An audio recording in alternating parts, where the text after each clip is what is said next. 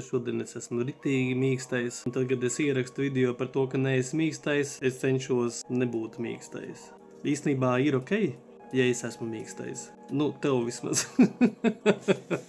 Man nav ok, ka es esmu mīkstais. Domāju arī, ka tā sajūta, ja pat es esmu mīkstais, nu, lai viņa ir. Tas nenozīmē, ka man nekas nav jādara. Tāpat es daru, eju, cīnos, ceļos, krītu. Nestoties, kad iekšā sajūta, ka esmu mīkstais. Tāpēc šodienas message ir neesi mīkstais. Un kaut kāds neliels connect arī ar uzlīmītēm.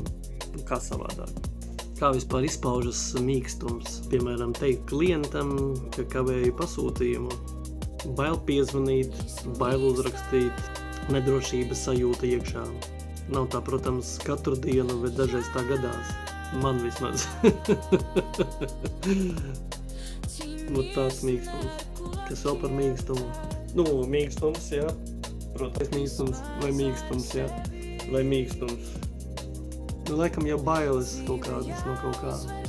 Nu jā, kad neizpildīsi solīto. Es saku, tam tā arī vajadzētu būt, bet beigās nav. Un bail laikam no pārmetumiem. Vai varbūt tieši, ka izjautu citu plānus. Sanāk, kad mana darbība aiziet pie kaut kādām sekām, nepatīkamām arī tālāk. Pie kā lai ar viņu tiek galā, kā lai ar mīkstumu tiek galā. Jābūt patiesam, jāsaka, kā ir, un nevajag to slēpt. Tā ir vieglāk arī uzticēties. Vismaz zinu, ka cilvēks nemānas, bet ceļ telefonu vienmēr.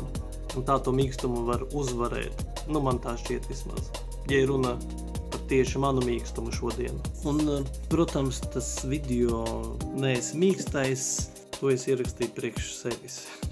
Lai es nebūtu mīkstais.